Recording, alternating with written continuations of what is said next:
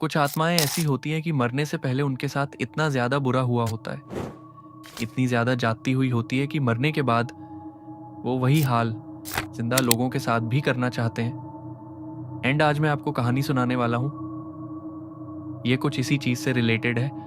आज की ये जो कहानी है, ये हमारे पूरे देश की वन ऑफ इट मोस्ट डिसरेटर ऊपर होने वाली है। एंड इस इलाके का नाम है मुंबई का कमाठीपुरा। यह वाला नाम अपने गंगू भाई काठियावाड़ी मूवी में तो ज़रूर सुना होगा। एंड आपने इसकी हिस्ट्री थोड़ी बहुत वहाँ से तो ज़रूर जान ली होगी गाइस। ये जो कमाठीपुरा है, ये एशिया का second largest red light area है। एंड ऐसा कहा जाता है कि यहाँ पे एक बार अगर कोई इंसान चला जाए एंड उसने वहाँ का स्वाद छक लिया तो फिर वो मुड़कर वहाँ पे दोबारा ज़रूर जाता है। एंड आज की ये जो कहानी है, ये होने वाली है संजय की और उसके दोस्तों की, जो कि यही सब चीज़ों में फंस गए थे। कैसे वो अभी मैं आपको बताऊंगा। एंड ये कहानी सुनाने के साथ साथ मैं आपको एक कहानी सुनाना चाहूँगा। That is about Kamathipura only. And Kamathipura का एक ऐसा इतिहास है ना गाइस, उसी इतिहास को लेकर जो भी कस्टमर्स वहाँ पे जाते हैं वो हर रात को डरते हैं, हर रात को कांपते हैं उस गली से गुजरते वक्त भी। क्योंकि गाइस लिटरली कोई भी उस एक पर्टिकुलर कोठे में जाने से बेसिकली डरता है, उस पर्टिकुलर ब्रॉथर में जाना से, क्योंकि वहीं की ये मेन कहानी है। वहीं पे ये सारा हादसा हुआ था। एंड गाइस, जैसे कि आप जानते हो, ये जो कोठा, ये जो रेड लाइट एरियाज होते हैं वो रात को ज़्यादा कर चलते हैं। लेकिन ऐसा सुनने में आया है कि ये जो पर्टिकुलर कोठा है यहाँ पे रात तो क्या कोई लाइक सुबह में भी इसके आसपास नहीं भटकता है। अब ये कहानी शुरू होती है। एंड गाइस, ये जो कहानी होने वाली है, ये होने वाली है अबाउट संजय। एक लड़का है, जवान लड़का, जिसने ये पूरा, ये जो हॉरर, ये जो इंसिडेंट था, ये उसने पूरा एक्सपीरियंस किया है अपने आंखों के सामने। एंड ये जो चीज़ें हुई हैं, ये उसके जन्मदिन के वक्त हुआ है, उसके बर्थडे के दिन। एंड गाइस, आज संजय का बर्थडे था। एंड उसके जो दोस्त लोग थे उनको ऑन ऑफ कोर्स कुछ ना कुछ गिफ्ट देना था। एंड वो लोग बहुत ज़्यादा एक्साइटेड हो रहे थे, लाइक संजय से भी ज़्यादा एक्साइटेड उसके दोस्त लोग थे कि मतलब आज उसका बर्थडे है। लेकिन सबको कुछ भी नहीं सूझ रहा था कि लाख उसको गिफ्ट में क्या दे, क्योंकि बहुत सारे लोग थे, कन्फ्यूज़न हो रहा था। सो फिर 3-4 लोगों ने ये डिसाइड किया कि संजय को क्यों ना as he is an adult, so हम उसको एक प्रोस्टिट्यूट गिफ्ट कर देते, not so high end, but एक प्रोस्टिट्यूट उसको गिफ्ट कर देते, जस्ट उसका रिएक्शन देखने के लिए। एक बार देखते, जस्ट एक बार ट्राई करते, जस्ट फॉर फन। उनका ये प्लान था कि जैसे ही संजय का बर्थडे होगा तो उस समय उसको बस वहां पे जाना होगा, इन कमाठीपुरा। एंड देन बर्थडे का गिफ्ट एंड उसके दोस्तों का ना एक बहुत बड़ा रीज़न था ये सब कुछ करने का।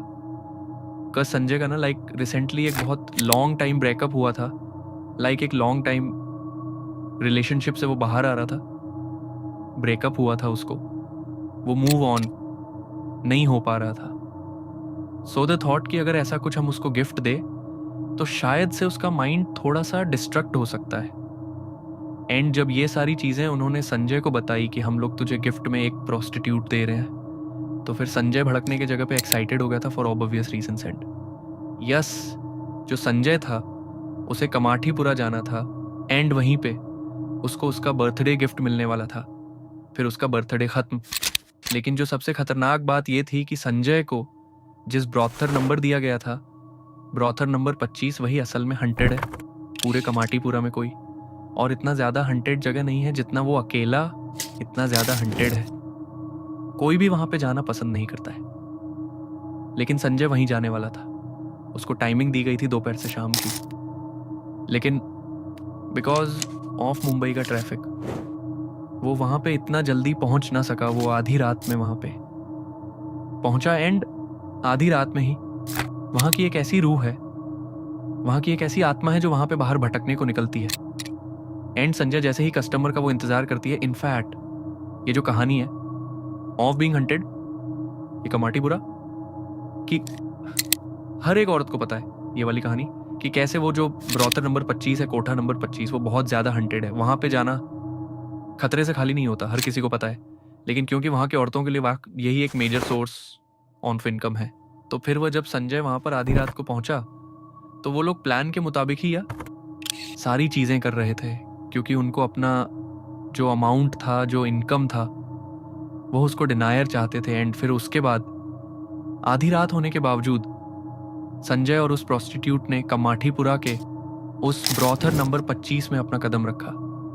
एंड गाइस, एक और एक चीज़ मुझे पता चली कि कमाठीपुरा के सारे जो ब्रॉथर है वो बहुत ज़्यादा पुराने वक्त में बनाए गए थे, लेकिन जो सबसे पुराना है वो ब्रॉथर नंबर 25 है, कोठा नंबर 25, जो कि बहुत साल पहले बनाया गया था, लाइक लिटरली बहुत सालों पहले बनाया गया। तो इस वजह से वो एकदम ज़्यादा खंडरेई भी अंदर जाना कभी भी पसंद नहीं करेगा, ऐसा था। लेकिन साल 2009 में ब्रॉथर नंबर 25 को रिनोवेट किया गया, एयर कंडीशन किया गया, अच्छे से अंदर लाइक पेंट किया गया, ताकि वो रिप्रेजेंटेटिव दिखे थोड़ा, कि मतलब लाइक एक प्रेजेंटेबल लुक लग रहा था उसके अंदर। एंड गाइस, मुझे ऐसा लगता है कि ये सारी चीज़ें जो करी गई थी वो कुछ चीज़ों को छुपाने के लिए करी गई थी, और वो थी आवाज़ें, चीखने चिल्लाने की आवाज़ें, वो था दर्द जितने भी लोगों का वहाँ पर कत्ल हुआ है, जितने भी लोग वहाँ पो मारे गए हैं, जितने भी लोगों का वहाँ पर रेप हुआ है,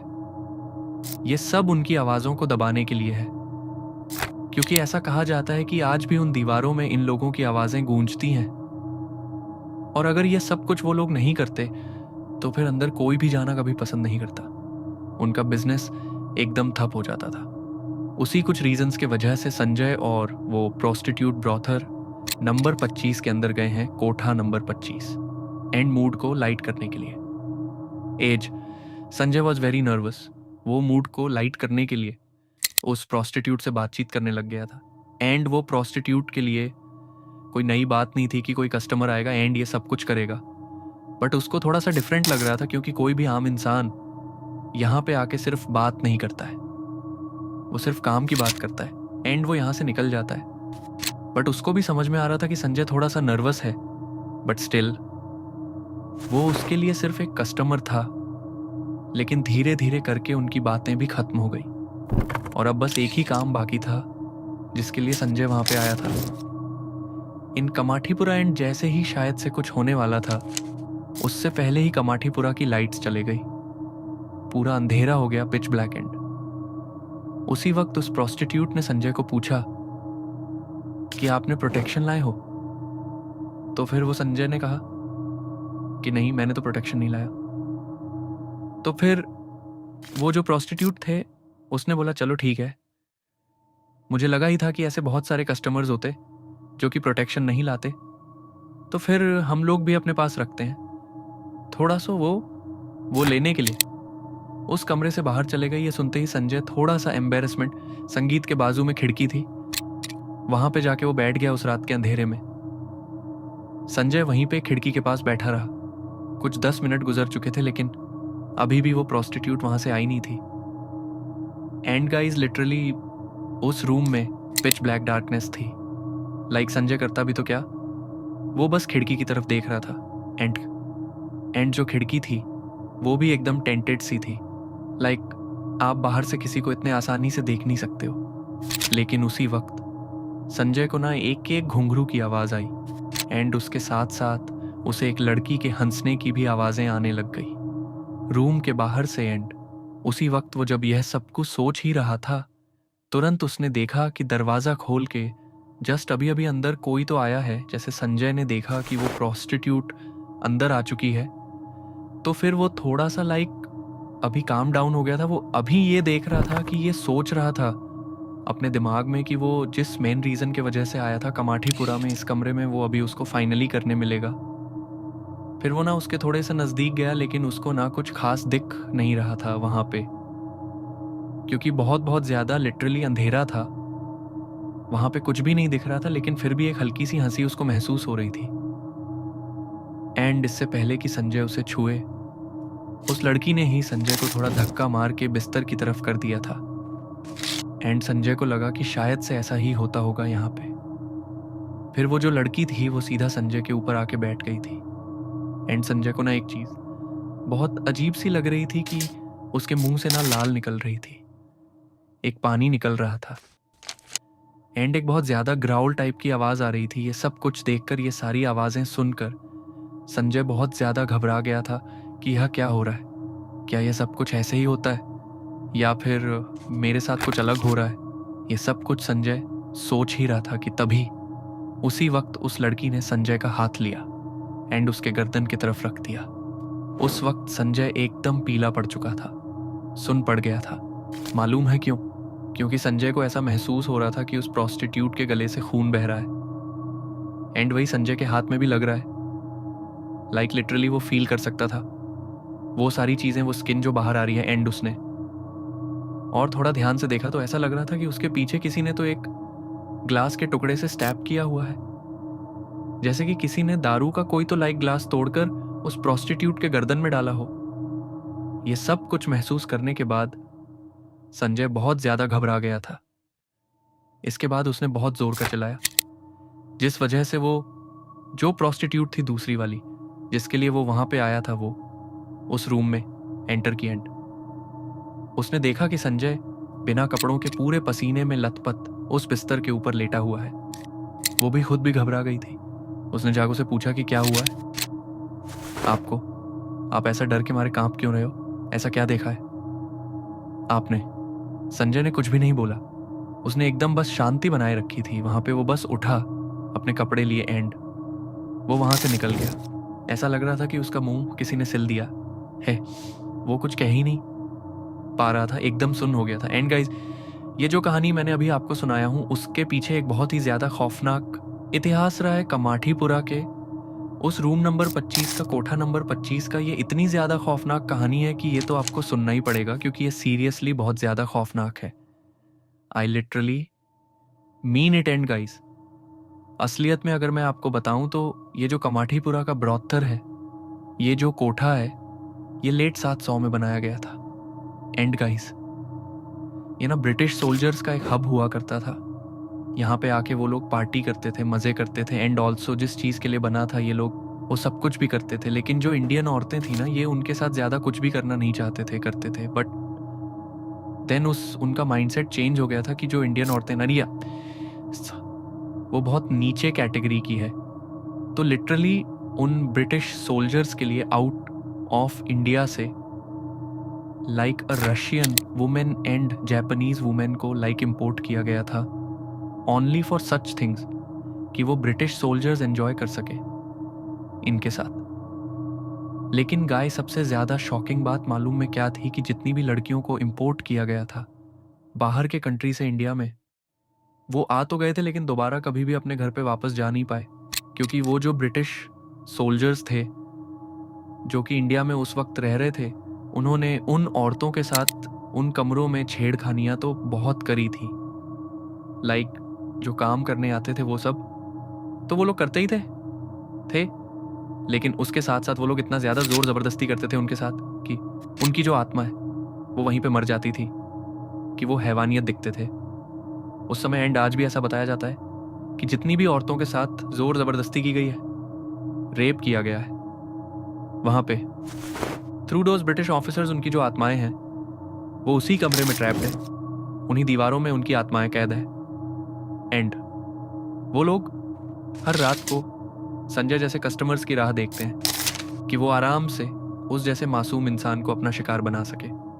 एंड गाइस, क्योंकि ये जो हंटेड कहानियां हैं, ये जो हॉरर स्टोरीज है on all over Mumbai, on all over India हमेशा घूमती रहती थी, तो बहुत सारे पैरानॉर्मल इन्वेस्टिगेटर्स को भी इसमें बहुत ज़्यादा इंटरेस्ट आया कि हमको ये देखना था। उन्होंने कहा कि क्या लिटरली यहाँ पे ये सब कुछ है, बनी बनाई कहानियाँ हैं, या फिर ये सब कुछ एक सच्चाई है। तो फिर उन्होंने वहाँ पे EVP मशीन स्पिरिट बॉक्सेस और स्पिरिट कम्युनिकेशन की मदद से पता लगाया कि यस, वहाँ पे लिटरली बहुत सारी आत्माएं हैं। उनके मशीन में सब लोग कैप्चर हो चुके हैं। वहाँ के लोगों का ये कहना है कि वो जो स्पिरिट्स है वो ये चाहती है कि जो भी इंसान इस ब्रॉथर में एक बार आए वो दोबारा मुड़कर अपने घर पे ना जा पाए, जैसे कि ये लड़कियां कभी अपने घर पे नहीं जा पाती। एंड गाइस, आपको याद ही होगा कि इस वीडियो की शुरुआत में मैं आपको एक बात कह रहा था कि कोटा नंबर 25 के आसपास कोई भी नहीं घूमता, रात को भी नहीं। एंड सुबह में भी नहीं। लेकिन जो लोग वहां पे सुबह में जाते हैं उनका क्या, जो लोग वहां पे आसपास रहते हैं उनका क्या कहना है इस बारे में? उनका बेसिकली ये कहना है कि जब भी वो उसके अंदर जाते हैं तो हमेशा उनको ऐसा महसूस होता है कि कोई ना कोई उनको घौर रहा है, कोई ना कोई उनको दिख रहा है। लाइक एक महसूस होता है ना, एक इंसान का एक फीलिंग होती है। उनको ऐसा महसूस होता है कि there is someone who is keeping an eye on us, कोई तो हमें देख रहा है।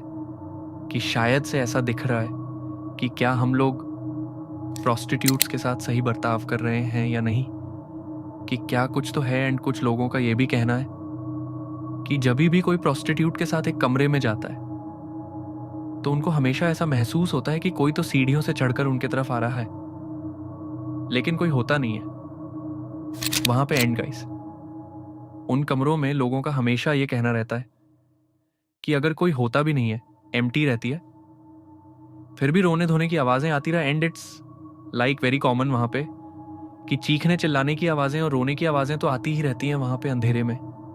यानी गाइस, ये जो कहानी है ये इतिहास के उन पन्नों में लिखी गई है जिसकी तरफ कोई भी देखना नहीं चाहता। आज कमाठीपुरा में ना जाने कितने सारे कस्टमर्स आते होंगे, लेकिन when it comes to brother number 25 कोई भी उसके बारे में बात ही नहीं करना चाहता। क्योंकि गाइस, ये जो कहानी है, ये जो हादसे हैं, ये इतने ज्यादा डरावने हैं कि अगर किसी और को इसके बारे में पता भी लग गया, थोड़ी भनक भी लग गई, तो मुझे ऐसा लगता है कि वहां पे कोई भी जाना पसंद नहीं करेगा। ना ही सिर्फ ब्रॉथर नंबर 25 बट पूरे कमाठीपुरा में ऐसे कितने सारे कमरे हो गए जहां पे बहुत सारे प्रोस्टिट्यूट की मौत हुई है। एंड वो हम लोग हिस्ट्री से ही देखते आ रहे हैं। अगर रिकॉर्ड्स भी खोलेंगे तो आप देख सकते हो कि कितने सारे प्रोस्टिट्यूट्स की वहां पे असलियत में मौत हुई है इतने सालों में। लेकिन इन सब चीजों का कोई ऐसा पुख्ता सबूत नहीं है हमारे पास। लेकिन guys, being very Frank and honest, मैं आपको एक बात कहना चाहूंगा कि जब मैंने ये वाली कहानी पहली बार सुनी थी तो मेरे मन में ना लाइक डर से ज्यादा सिंपैथी आई थी फॉर दोज प्रोस्टिट्यूट्स, कि वो जो ब्रिटिश ऑफिसर्स ने किया था इनके साथ वो गलत तो था। एंड गाय, ये भी कहा जाता है कि प्रो T2NC इस वर्ल्ड का सबसे ज्यादा ओल्डेस्ट बिजनेस है, ना ही सिर्फ इंडिया का, पूरे वर्ल्ड का। लेकिन ये सब कुछ होने के बावजूद आज भी लोग इस बिजनेस से बहुत ज्यादा अपना मुंह फेर लेते हैं। कोई भी इसकी कदर नहीं करते, कोई भी इसकी रिस्पेक्ट नहीं करते। उन औरतों की रिस्पेक्ट नहीं करते हैं जो अपना घर चलाने के लिए ये बिजनेस करते हैं। एंड जबकि लोगों ने कभी इनकी बातें ही नहीं सुनी तो उनकी चीखने चिल्लाने की आवाजें कौन सुनेगा। एंड इसी रीजंस के वजह से मुझे ऐसा लगता है कि वो जो आत्माएं वहां पे भटकती है वैसा सोचती है कि शायद से उस वक्त किसी ने हमारी आवाजें नहीं सुनी, तो आज इस वक्त जब हम मर चुके हैं तो शायद से ये आवाज है वो हमारी आत्मा की ही सुन ले। सो गाइस, अगर आप भी इन इलाकों में कभी जाते हो या फिर आगे फ्यूचर में जाना चाहते हो तो एक चीज हमेशा ध्यान रखना कि ये जो आपकी चीजें हैं ना, जो आप वहां पे जाके करोगे, ये सिर्फ आपका एक पल भर का मजा होगा। लेकिन उन प्रोस्टिट्यूट्स के लिए ये एक काम है, ये उनका धंधा है। एंड रिस्पेक्टेड, सो शायद से आपको भी उन लड़कियों की रिस्पेक्ट करनी चाहिए जो अपना घर चलाने के लिए सब कुछ करते हैं।